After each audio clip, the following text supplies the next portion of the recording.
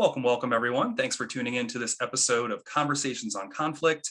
As always, I'm your host, Ben Kreitzberg, Program Manager at the Conflict Resolution Center of Montgomery County. And for today's episode, I am very thankful to be joined by author, TEDx presenter, keynote speaker, the race healer herself. Milagros Phillips is joining me today for a conversation on race and the conflict that the relationship between conflict and race. And hopefully we'll be able to get into a whole bunch of subjects here in our short episode here today. So with that, Milagros, thank you so much for joining me today. If you want to introduce yourself and make sure I got all your titles correct there. You did. Thank you so much for inviting me, Ben. So happy to be here with you. And yeah, let's just go with it. Let's just get started. Okay, so very first question I have to ask, what is a race healer? That's a great question. No one's asked me that. That's really good. Well, actually, friends started to call me that. Actually, it was known as HRH, Human Race Healer. HRH, okay. HRH, that's right. Yeah. And I cut it down to Race Healer because that was enough for me. But actually, I work on the issue of race from the perspective of healing and transformation. I always tell people that my calling is healing racism, but my passion is transformation. So I sort of look at race through the eyes of how do we transform 500 years of conditioning? How do we even begin to have that conversation? In fact, I was just speaking with someone and I said, I'm really glad that we now have, counties and states and even politicians who are referring to racism as a public health crisis, which means that now we can have a different conversation on race. For more than 30 years, I've been having a conversation on race that is focused on healing. How do we heal? You know, what is it that we need to do to transform this 500 years of conditioning? And so I'm really happy to see that we are now entering the phase where we can begin to talk about it as something that we need to heal from, rather than something we need to be arguing about and blaming and shaming about and all those kinds of things. Interesting. I like, and I know you've spoken a little bit. Can I ask you to say a little bit more about how the conversation has shifted now that we do have politicians and counties and states referring to racism as a crisis? I said that the conversation can shift. Oh, that it can. Yeah. So sorry. Say a little bit more about how it can shift. Yeah. No, because there's a difference there. You know, like people are just starting to refer to healing, but they're not really like in depth talking about it, right? But what the whole thing about looking at racism as a public health crisis does is that it can open a conversation on healing and transformation. Right. Because part of this whole thing is like people always ask me, but what is healing? You know, healing is taking something that's wrong, that's painful, that is uncomfortable, and nursing it back to wholeness. Or nursing it into wholeness if it's never been there before, you know. And so what does that nursing look? You know, what are some of the steps or some of the things that you do in your your practice to help along with that nursing? Yeah. So the first thing that I help people work on is becoming race literate. And for me, race literacy is the knowledge and awareness of the history of race, how one is acculturated into a racial caste, the laws in the nation state that create race as a human divide, and the impact of all of the above on our current events and individual lives. And so one of the first steps to healing is becoming race literate, because you need to know what you're healing from. You know what I mean? Like you can just talk healing all day long, but if we don't know, is it a broken toe or is it a broken spirit? Like what are we talking about here? And so becoming race literate allows you, it gives you the information, the foundation from which to jump into that conversation about healing. One of the things that's also really important is being trauma informed. You need to understand trauma, how trauma works, how trauma gets passed on epigenetically. What are some of the symptoms of the conditioning that we've experienced for hundreds of years? Like I tell people, we speak 3 different languages. There are 5 different levels of conditioning. Racism is institutional, systemic, internalized, personal and interpersonal. And so, and truthfully, a lot of people look to change racism from the interpersonal perspective.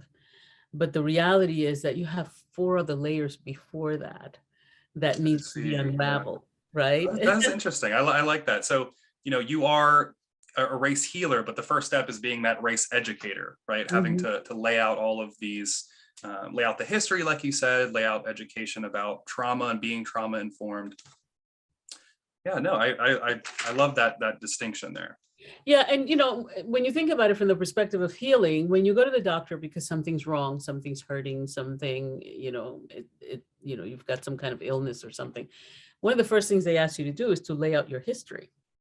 They need that history because what came in the past helps us to understand what's happening in the present. And understanding what's happening in the present with the context of the past allows you to create a different future. And so then a doctor can lay out a prescription that can, and a combination of things that you need to do to feel better, right? Or to get Yeah, better. no, Like that's a you have great to change analogy. your, Yeah. yeah, you have to change your diet. You need to change the medication that you're taking, whatever it is, right?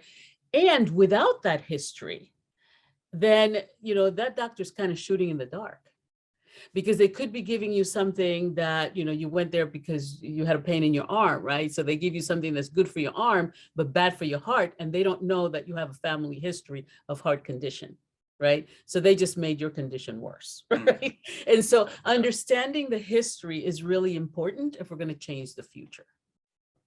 Yeah, no, I couldn't agree more. Absolutely, absolutely. So when you're saying, I really like that analogy of the doctor and being able to provide that prescription along with some other things.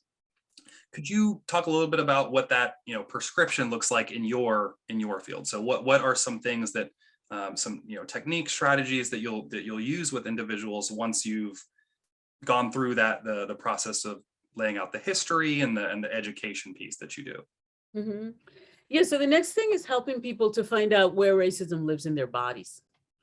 And Oh, I was not expecting that. All right. uh-huh. I know most people aren't. Yeah, but the truth is that you can literally find racism and find where it lives in your body.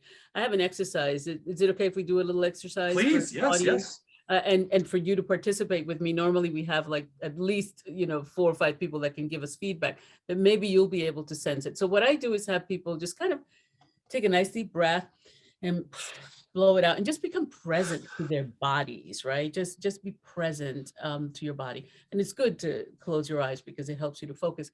And so what you want to do is just kind of get a sense of how your body's feeling right now. Just kind of get a sense of how your heart is beating and how you feel where you're sitting and where your feet are hitting the floor, how your feet feel in your socks or your shoes, or if you're bare feet, whatever. Just kind of get a sense of your body.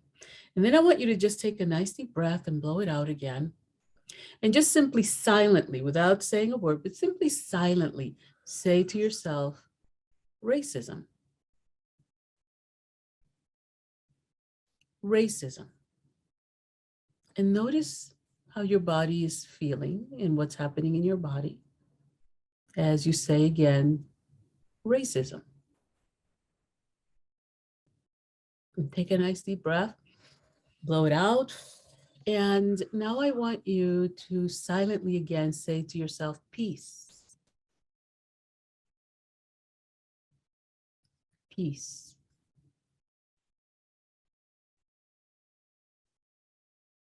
peace. Nice deep breath, blow it out. And you can open your eyes. And did you notice the difference between racism and peace? Yeah, yes, I did. I did. I think it was actually very strange. I was definitely not expecting that reaction. I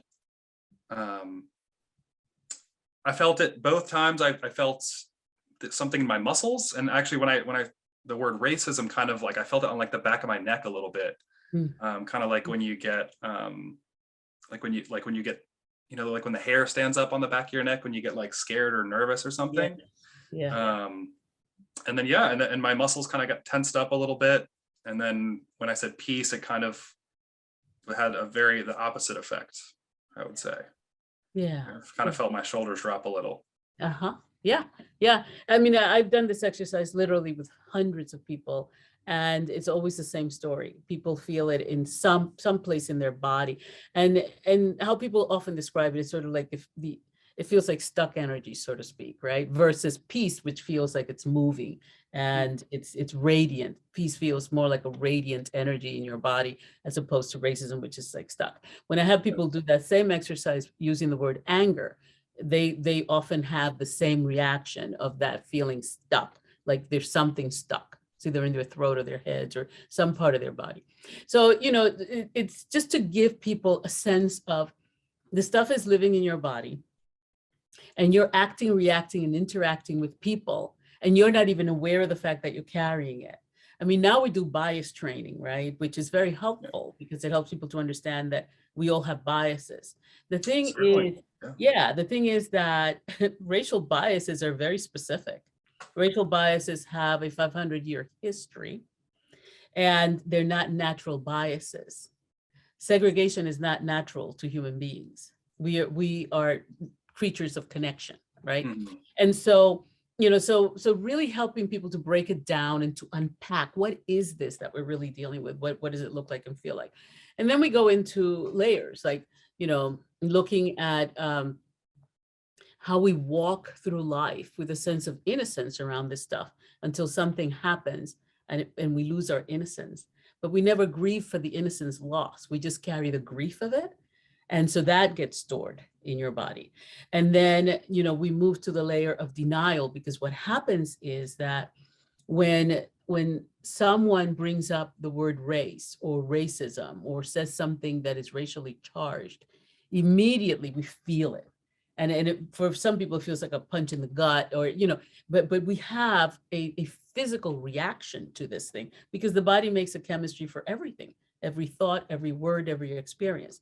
So now think about that. You're carrying all of this stuff, right? And now you come to a place where you have two people sitting in front of you and you're doing mediation work with them. Do you know what I mean? Like, Yeah, like you're absolutely. loaded, right? Yeah. They're loaded and nobody's aware of it.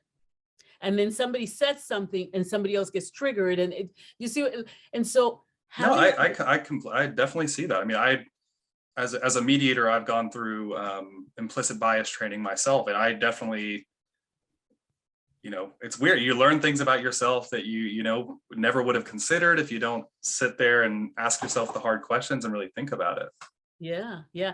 And so it's constant. I tell people this stuff, it isn't one and done. It's like, oh, I went and I took I did a workshop on anti-racism or whatever, right? And people think, oh, I got this, right? Like, this is lifelong learning, because this is lifelong learning about yourself.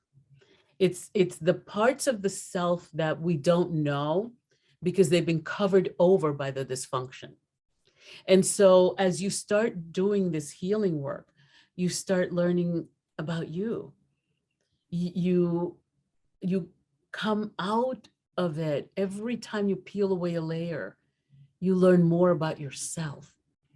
Your relationships start to feel healthier and feel better.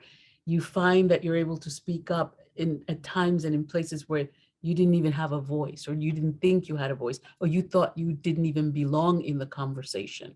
And suddenly you find that it's important for you to be part of the conversation because it applies to you as well. And so what healing does is it helps us to leave behind the racialized, segregated self and join the oneness of the human family, because we are one human family living on one global village that we call Earth, right? And Yeah. and it's the rekindling, or maybe even the firing up of that sacred relationship that we have to one another, because that changes not just the way that we view conflict, it changes the way that we do conflict. It changes the way that we solve conflict, because now we're seeing it from a completely different perspective. So becoming race literate, committing to a healthier self around this issue that we call race is imperative to creating a new reality and new possibilities for our future as a human family. Wow. I mean, I absolutely love that. So what are some things that, I can do, or that people are watching can do to take those first steps to getting there, to starting their, for lack of a better term, their healing journey? Sure. Yeah. Yeah. Well, first thing, you can get my book. Yeah, yeah, Because absolutely. and I say that jokingly, but I mean it, because my book actually has the 13 stages of healing that people go through if they decide to start healing from racial conditioning. It helps people to really see and understand the history that we have never been told about this stuff. So it gives you context.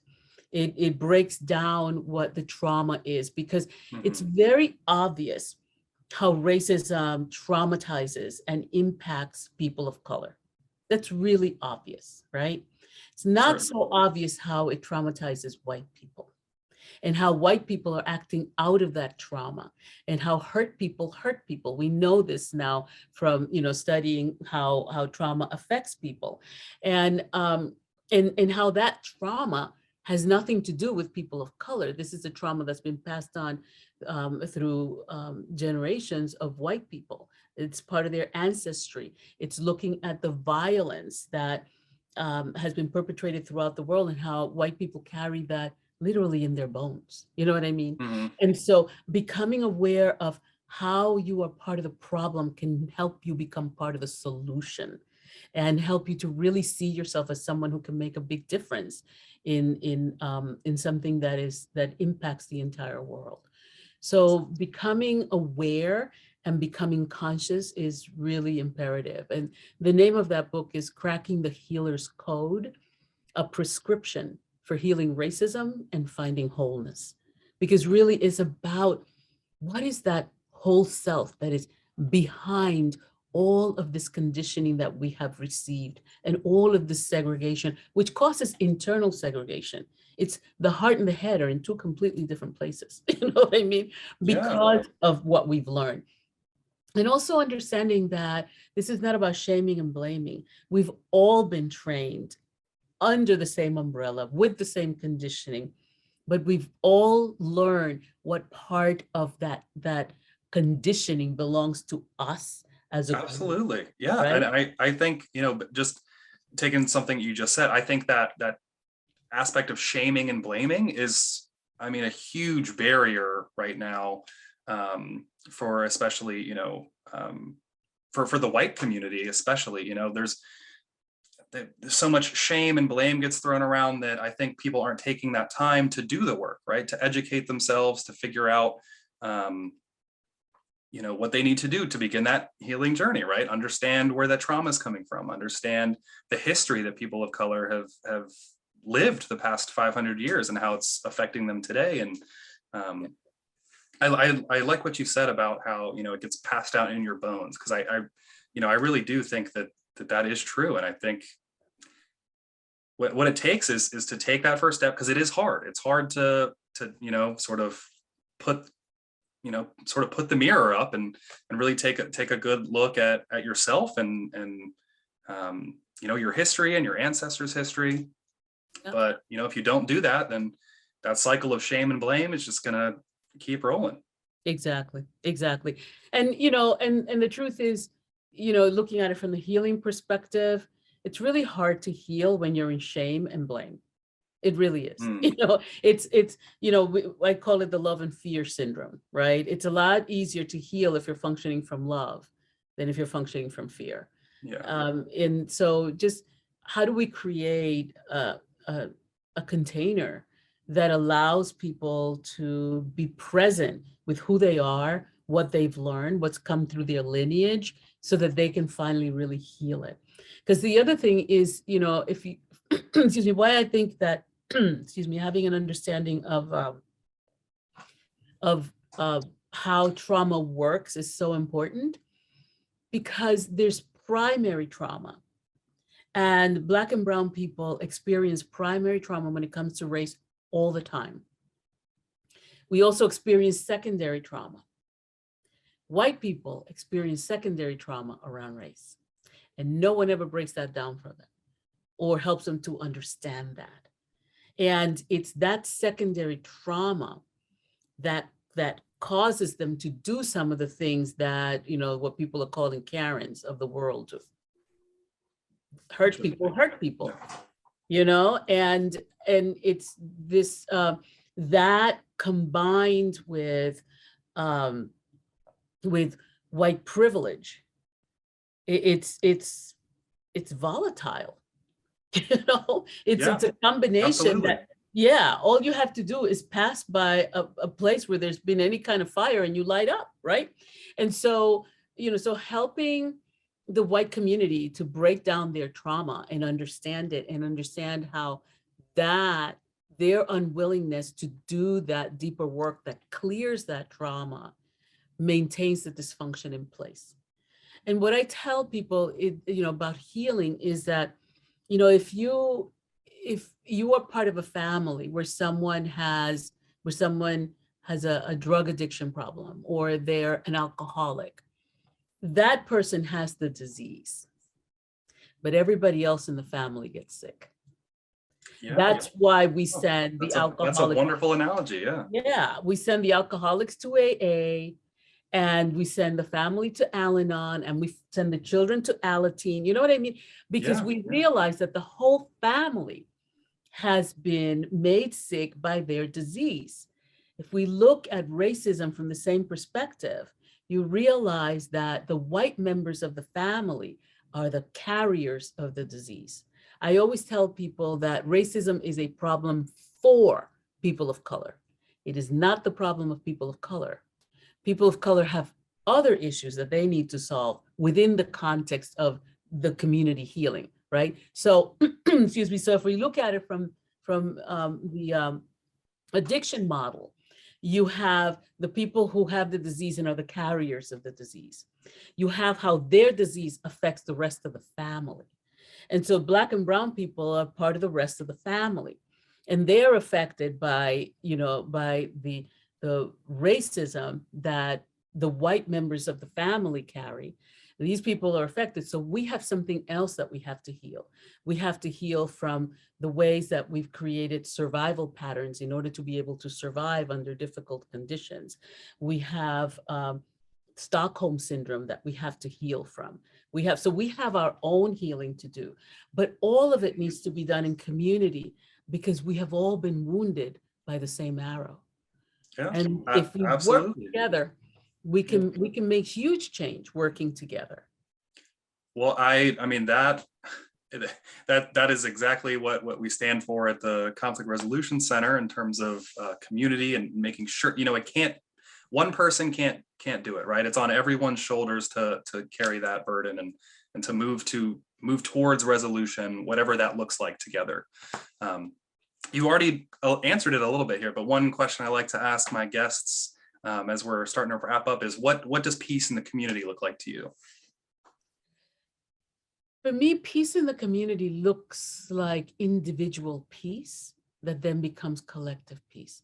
By that, I mean, I look at peace as something that is readily available at all times. Peace is literally an energy field that you can focus on at any given moment in time. And you just had that experience. So for one moment, I had you focus on race, and you were feeling certain things and if I kept you there for a while, that feeling, that negative, difficult feeling would have escalated. But I brought you into the energy of peace by just having you think about peace. And the way you, right? Like a light switch, Yeah. So for me, peace looks like people being conscious that they have the power to access peace at any given moment in time, 365 days a year. At any moment, we can shift our consciousness and shift our focus to peace, even just by saying that word within ourselves. So, yeah. All right. Well, thank you so much, Milagros. I appreciate you so much for joining me today. For anyone watching, you can find any of her links to her social media channels and a link to her book in the description. of this video. Milagros, is there anything else you'd like to say to the folks watching? Yeah, join us the first Monday of every month for Race Literacy Lunch and Learn at 12 noon Eastern. It's a powerful, transformative program, and I've been doing since George Floyd was murdered. I was doing it once a week when people really needed to just understand what was going on. And now we're doing it once a month. And organizations can sponsor that program and let their employees come and have these difficult conversations in a way that allows for growth and transformation. All right. Wonderful. All right. Yeah. And the information for that will also be in the description below. I'll get that from you after the video. And with that, I appreciate everyone who tuned in to watch this episode today.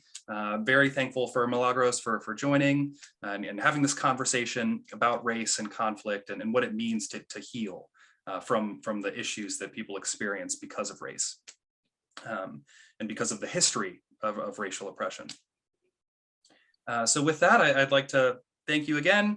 If you want to know any more information about the Conflict Resolution Center in Montgomery County, you can visit our website at www.crcmc.org. And if you'd like to make a donation to allow us to continue providing the services that we're able to provide for the members of the community for free, you can do that at crcmc.org/donate now. And with that, I'll let you go and I'll see you all next time. Thanks for tuning in. Bye-bye.